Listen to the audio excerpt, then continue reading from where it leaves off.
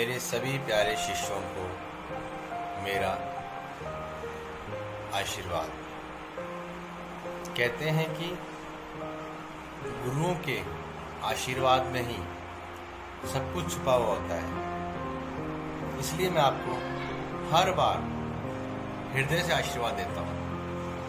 आप भी इसे अपने हृदय में ही बसाएं और जो मैं बातें बता रहा हूँ उन्हें भी मनन करें और हृदय में उनको स्थान दें। जय। आज मैं आपको वेदना क्या होती है उसके बारे में कुछ बताता हूँ। सद्गुरुदेव ने हमें एक एक चैप्टर पे बहुत बताया है और एक बार मैं बताता हूँ कि अपन जो कै से कबूतर कै लिखते हैं उसके 2600 अर्थ निकलते हैं। कभी वक्त मिला तो बताऊंगा। ये कै एक मामूली शब्द नहीं है। तो मंत्र जो बनते हैं वो ऋषि मुनि तपस्वी योगी जो होते हैं वो अपनी ऊर्जा से उसमें प्राण तत्व डाल के उन एक शब्द को 3100 शब्दों को एक ताकत बना के अपने पास शिष्य के पास भेजते हैं। जिस प्रकार आप देखेंगे कि अपना शरीर 5 तत्व से बना हुआ है, लेकिन यह तत्व कब काम करेंगे, शरीर कब बन पाएगा, जब ये पांचों तत्व एक साथ मिल जाएंगे। उसी प्रकार मंत्रों का भी एक एक शब्द का बहुत ही गूढ़ रहस्य होता है।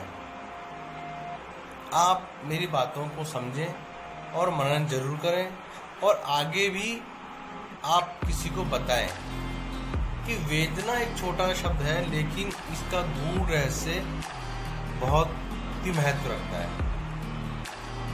सद्गुरुदेव भगवान कहते हैं कि मेरी वेदना इस बात में है कि तुम्हारे धर्म ने तुम्हें जकड़ लिया है। जो भी तुम्हारा धर्म है, चाहे आप मुसलमान हैं, चाहे आप ईसाई हैं, चाहे आप सिख हैं, चाहे आप ब्राह्मण हैं, चाहे आप राजपूत हैं, चाहे आप बनिए हैं, जो भी हैं, आपको आपके धर्म ने ही जकड़ लिया है और आप उसी में बंधे हुए हैं। उससे बाहर निकलना चाहते ही नहीं हैं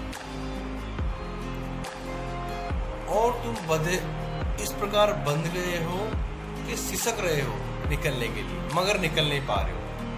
समाज के डर से, अपने घर वालों के डर से कि लोग क्या कहेंगे। तो आज मैं बता दूं, जो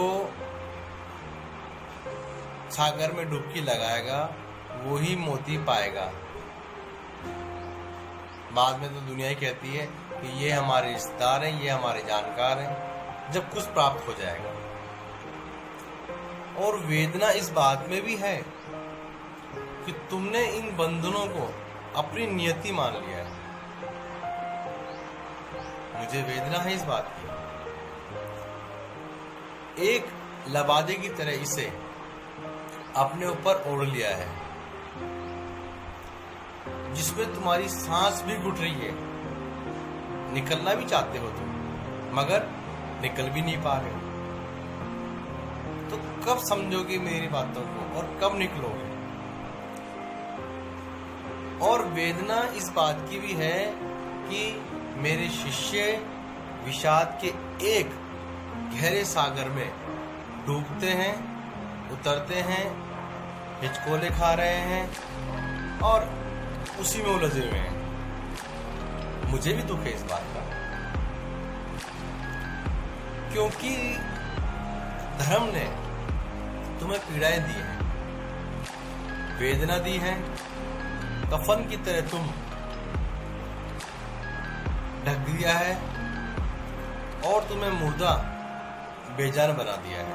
ऐसा मत करो, रात को क्यों करते हो साधना, ऐसा करने से क्या हो जाएगा, तुम्हारे गुरु ने पता नहीं क्या दे दिया। ऐसी बहुत सी बातें हैं और उन्हीं बातों को आपने ओढ़ लिया है और विवश होकर बैठ गए हैं।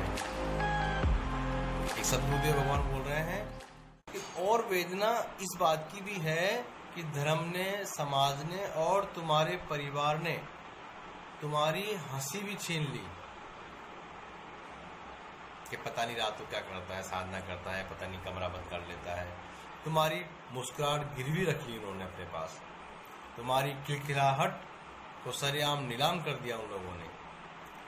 लेकिन याद रखो, मैं तुम्हें नया धर्म दे रहा हूं, जहां बुद्ध की तरह ध्यान लगाओ। इसमें बुद्ध का ध्यान पता लगेगा। राम की तरह शील बनो, कृष्ण भगवान की तरह प्रेम करो, महावीर की तरह अहिंसा करो। और इस गुरु धर्म में मुस्कुराहट है, खिलखिलाहट है, हंसी है और आनंद की हल्की हल्की फुहार है। आप जीना सीखो, मैं सिखा रहा हूं। दिन भर में 2 गाने ऐसे गाओ जो आपके मन को प्रसन्न कर दें। अपनी वाइफ के साथ बैठ जाओ, अपनी माँ के साथ बैठ जाओ, बच्चों के साथ बैठ जाओ और जोर से गाओ। वो भी कहेंगे आज पता नहीं पापा को क्या हो गया है, या इनको क्या हो गया है। गाना चाहिए, दिन भर में 2 गाने जरूर गाना चाहिए। किसी की परवाह नहीं करनी। मैं तुम्हें नई सीख दे रहा हूँ, जीवन का जीने का तरीका दे रहा हूँ। मैं तुम्हें बार बार कहता हूँ, जब भी तुम्हें कोई हो, कुछ भी हो, दिक्कत हो, नहीं हो, तो भी मन में एक तरफड़ाहट रहनी चाहिए कि चलो गुरु के पास चलते हैं, सदगुरुदेव के पास चलते हैं, थोड़ी देर बैठेंगे, उनसे ज्ञान प्राप्त करेंगे।